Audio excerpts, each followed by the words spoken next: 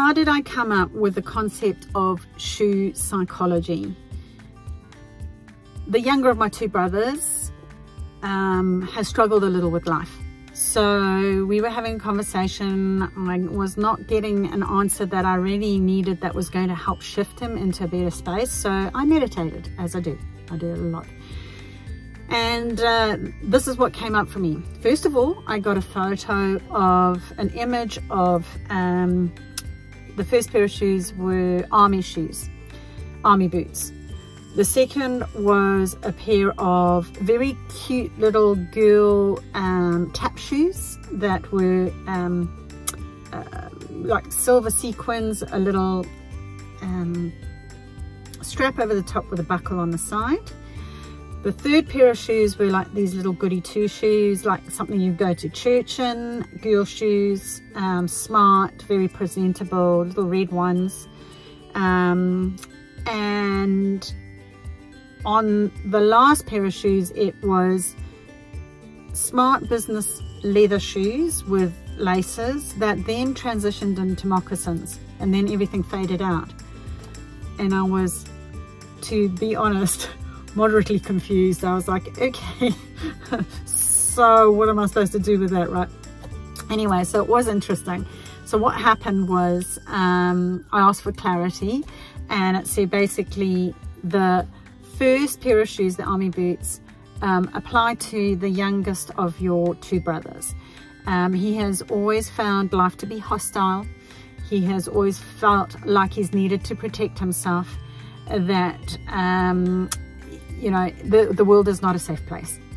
And that is totally true. In fact, he even served in the army for 2 years in Zimbabwe.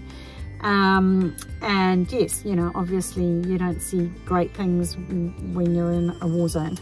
So totally applicable. The second pair were a pair of tap shoes, and they said, this is for you. And I was like, okay.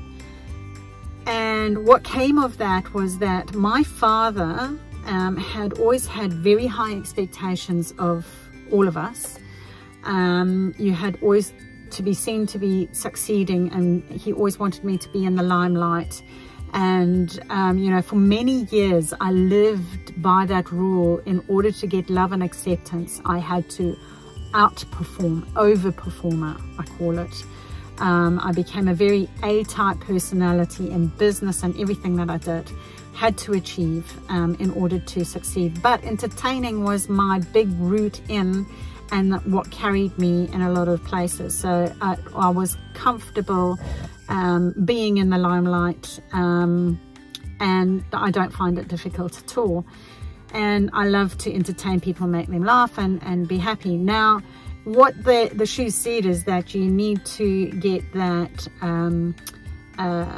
or what that you have learnt is that you dance for the sake of dancing and not to get to the other side of the stage.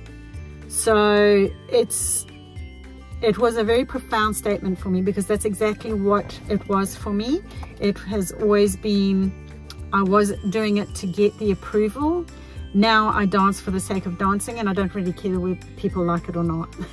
So like, if you don't like it, honestly, I don't care. It's your thing, and I'm happy doing it. And if that's the case, I'm just going to do it.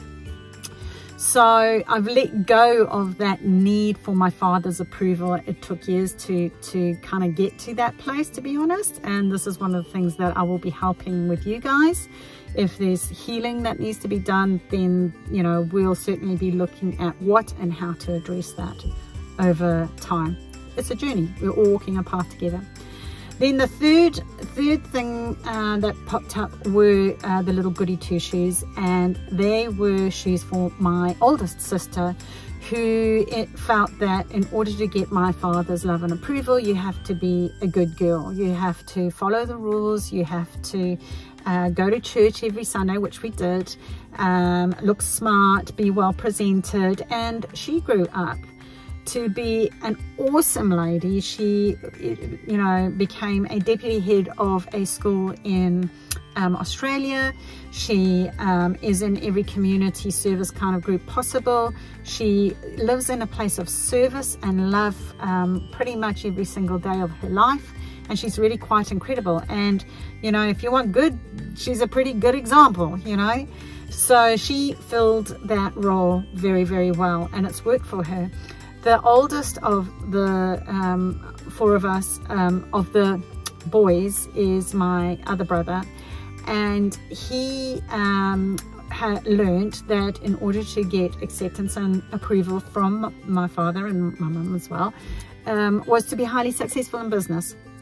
So he owns, and he's done very well for himself, you know, multi-millionaire, owns a safari lodge in Victoria Falls. He's got the beautiful wife, who's blonde, she's gorgeous, 4 gorgeous, beautiful kids who've all had gorgeous, beautiful kids. I mean, it's that whole, you know, world of, oh my God, does that really happen in real life? Well, you know, he's in that world.